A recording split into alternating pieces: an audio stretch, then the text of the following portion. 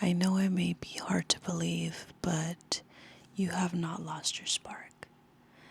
You are a light that was brought here by God, and that spark nobody can take away from you. And maybe this feeling of you losing your spark is more so just your soul's way of saying it is in the completely wrong environment. It is surrounded by the completely wrong company. Your soul is not getting the love and appreciation and motivation and the guidance. Maybe your soul needs a little bit more of God. Maybe your soul needs more prayer. Maybe your soul feels just empty. But I'm telling you, nothing can take away your spark.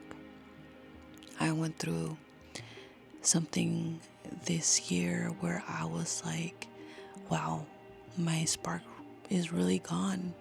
And it was honestly very sad, a very sad thing to even tell myself.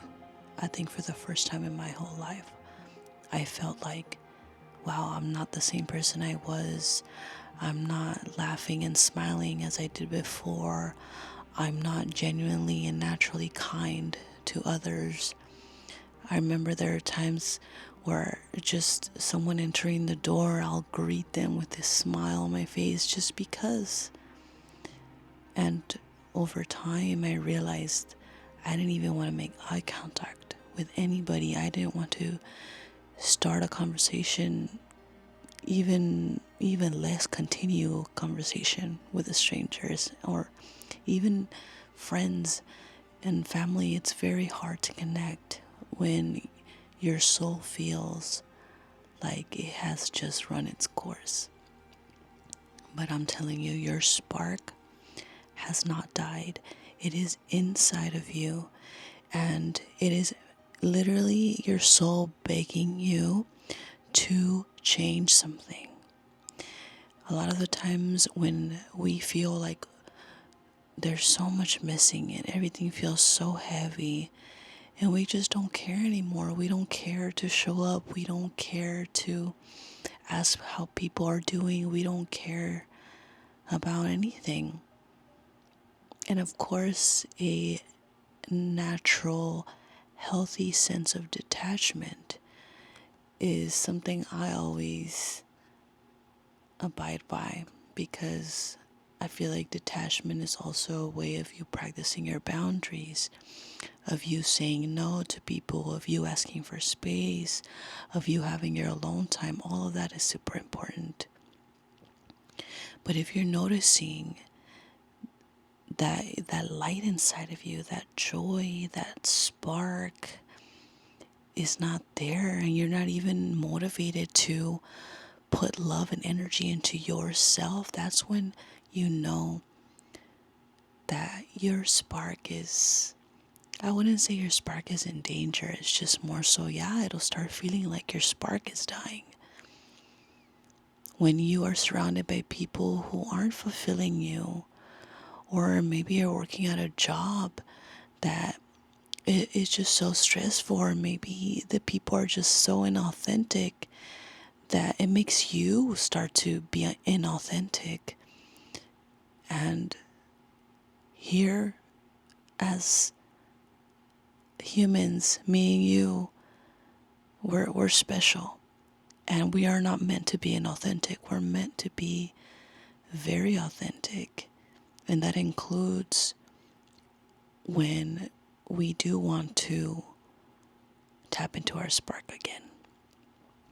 Because the whole reason you have your spark is so that you can be a gift to the world, so that you can use your talents that God gave you for good, so that you can be a better friend, a better sister, a better mother, a better neighbor, a better citizen, a better member of this world, a better child of God.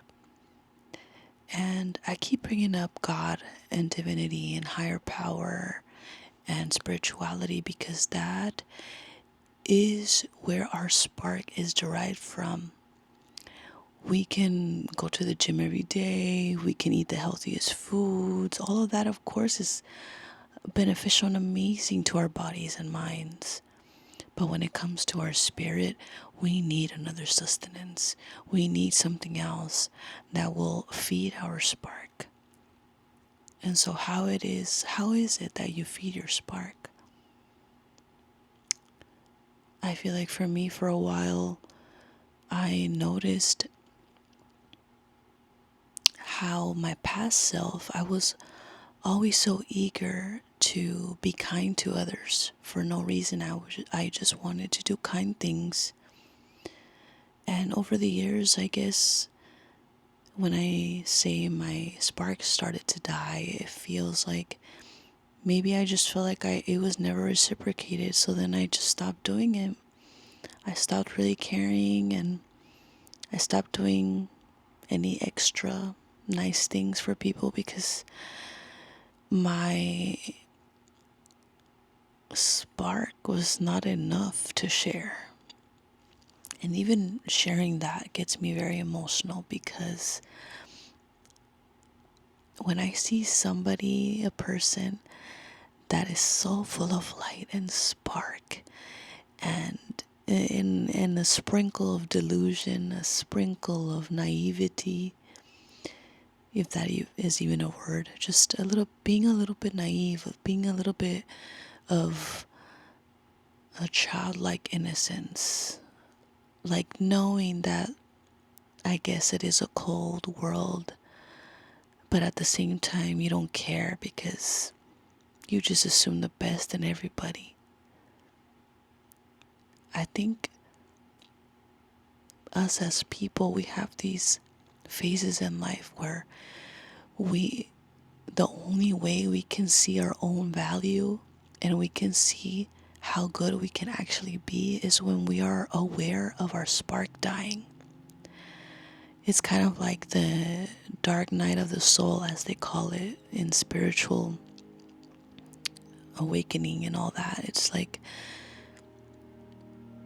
it's not as simple as depression, I would say, because I could sit here and tell you of all the negative thoughts, of all the depressive thoughts, all the,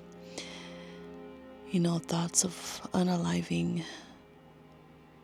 not having the motivation to keep going, or if you're struggling with your faith, for example. For me, through all this challenge, I wanted to get closer to God, right? And in order to get closer to God, in my opinion, was to purify myself. And one of the things that I wanted to do when it came to purifying myself is to remove myself as much as I could from any lustful thoughts, any environments that made me think lustfully, or just any hypersexual songs or events. I just wouldn't attend because I wanted to rewire my conception of sensuality and just what does it mean to be a divine creature and being a divine feminine. And I think in the search of that, I realize just how much we are surrounded by these things, by lustful situations, by alcohol, by drugs, these temporary highs, instant gratification at the expense of other people's feelings, hookup culture, so on and so forth. And so there was a time where I couldn't take it anymore. And I was just like, I would pray to God and I would ask God to remove me from this universe so that I can just be of service to Him. Because I realized how hard it was to remove myself from these things that only dimmed my light, that only made me feel more insecure about myself. And so, yeah, I wanted to make these videos for anybody that may resonate with them, because these are things that I wish I saw when I was in my deepest depression. These are the things that I wish I heard somebody tell me. And to know that I'm not alone. You are not alone. And I want to dedicate this channel to just these moments and these conversations that people don't really talk about. And I guess modern day conversations can't really talk about these things with just anybody. I know sometimes it's a little weird. Some people might think it's a little too deep, but it really is that deep. It really is. Because at the end of the day, this is a long life. It feels like it's a short life because how fast time goes. And yes, we are only here temporary, but if you think about it, life is a marathon. And we cannot give up too easily, because giving up too easily, too early on, is not fair to the soul in the long run. And so now, right now that you're young, no matter what age you are right now, you are young. If you are watching this and your spark has not died, nobody has that power to take away your spark. That spark is yours. You were born with it. God gave it to you. So, if you are questioning whether or not your spark is dying, just remember that is your soul's way of crying out to you, saying, please change my environment. Please bring me closer to God. Please do something for the love of life, for the love of God, because losing your spark is, I'm afraid, one of the saddest things that can happen to a human being. I think it's the most depressing thing when I see, somebody full of light and full of joy, and this spark, it's contagious. It makes me wonder, how can somebody be so kind, be so smiley, and be so like this and like that?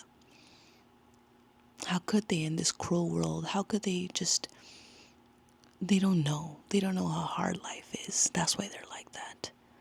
But that's not true. Because for me recently, in my case, I just got a new job.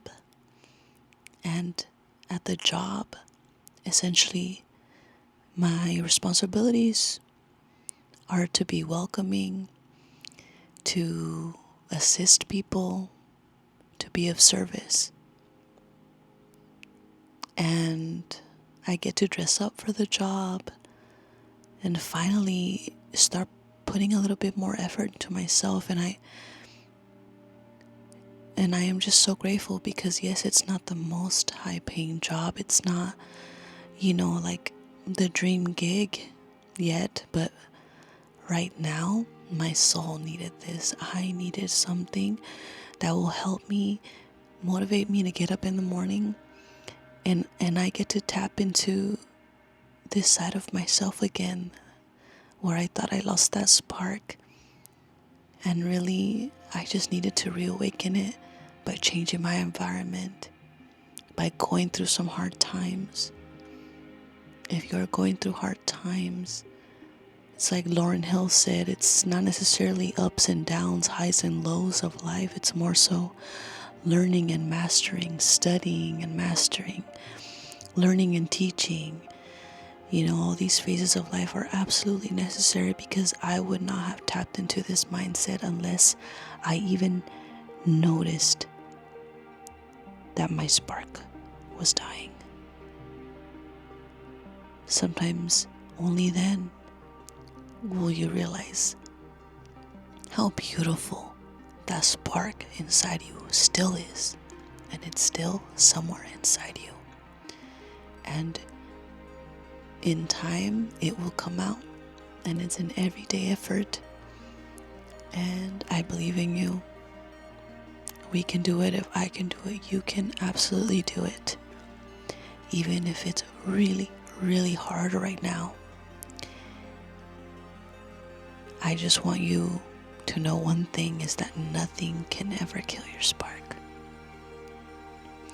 And so with that, thank you so much for watching this video. I hope you like the whispery, soft-spoken vibe.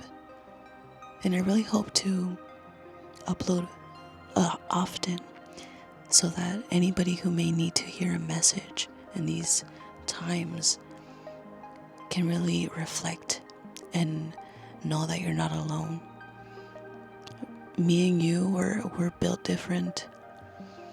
We're a little weird. We're a little spiritual. We are very deep. We feel very, very deeply. And that's not a bad thing. That is a part of your spark. So with that, I wish you a wonderful day, evening, wherever you are. And take care.